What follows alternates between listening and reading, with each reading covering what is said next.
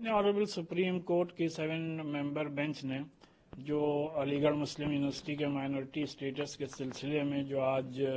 बातें कही हैं उसको हम लोग वेलकम करते हैं। और जो ये बात कही गई है कि सुप्रीम कोर्ट का जो अपना फैसला था 1967 का उसको ओवर रूल कर दिया है, और जाहिर सी बात है कि इससे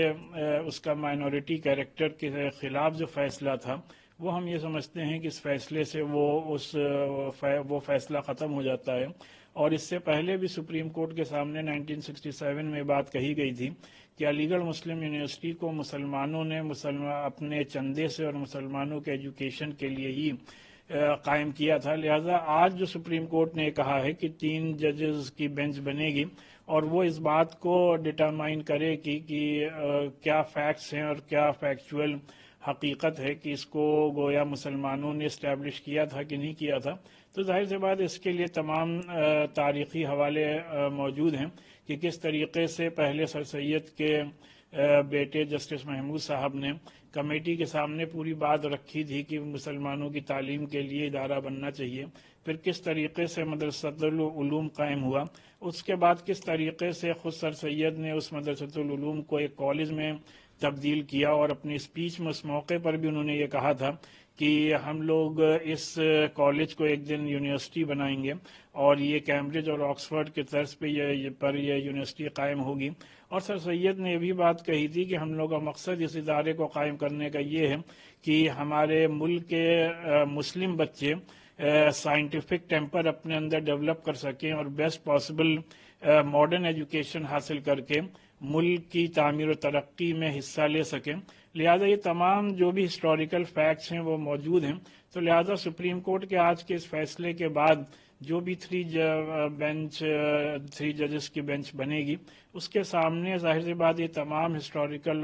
फैक्ट्स रखे जाएंगे। और हम लोग को पूरी उम्मीद है कि अलीगढ़ यूनिवर्सिटी के माइनॉरिटी कैरेक्टर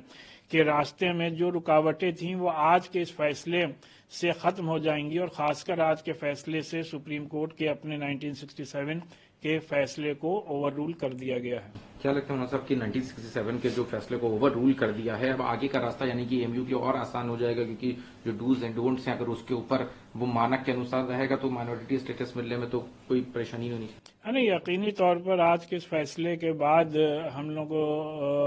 लोग को पूरी उम्मीद है कि अब इस सिलसिले में जो भी माइनॉरिटी कैरेक्टर के सिलसिले में राहें हमवार हो गई हैं, और जो भी सुप्रीम कोर्ट इस सिलसिले में डूज एंड डोंट्स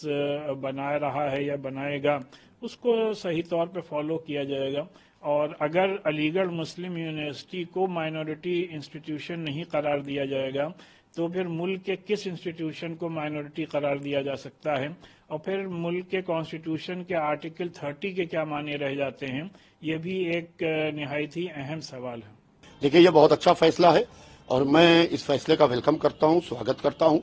इसलिए कि जो 3 जजेस की बेंच है वो बेंच उम्मीद है कि फेवर में फैसला देगी और माइनॉरिटी स्टेटस जो मिलेगा तो उसके बड़े इख्तियारात होते हैं, बड़े पावर्स होते हैं, उसके अंदर किसी की दखलंदाजी नहीं होती है और सारे राइट्स सारे पावर्स उनके अंदर उनको खुद होंगे और इसके अंदर किसी की दखलंदाजी नहीं होगी। और जहां तक कि 3 जजेस की बेंच है वो बेंच जो है मेरे ख्याल से बहुत ही अच्छा फैसला लेगी और वही फैसला लेगी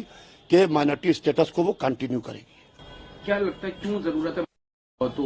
एएमयू को लेकर हमेशा ये विवाद क्यों रहता है? देखिए, एएमयू को लेकर विवाद इसलिए रहता है क्योंकि एएमयू अच्छी तालीम दे रहा है और एएमयू से हमें बेहतरीन एसेट्स पूरे मुल्क को मिले हैं। लिहाजा कुछ एएमयू को शक की निगाह से देखते हैं। अगर से इस वक्त एएमयू को माइनॉरिटी स्टेटस मिल जाएगा तो ये बहुत अच्छी चीज है, ये बहुत बड़ा फैसला है। हो सकता है कुछ लोग इस फैसले की मुखालिफत करें और उन्हें करना भी चाहिए, क्योंकि उनको एक कांटे की तरह उनके दिल पर चुभेगा कि एएमयू को माइनॉरिटी स्टेटस क्यों मिल रहा है। मगर माइनॉरिटी स्टेटस के अगर से आप राइट्स को देखिए, माइनॉरिटी स्टेटस के अगर से आप पावर्स को देखिए तो इसके अंदर सारे पावर्स होते हैं। उस पावर्स का इख्तियार उम्मीद है कि एएमयू करेगा इंशाल्लाह, और तालीम के सिलसिले में, लोगों के मुस्तकबिल के सिलसिले में अच्छे फैसले लेगा।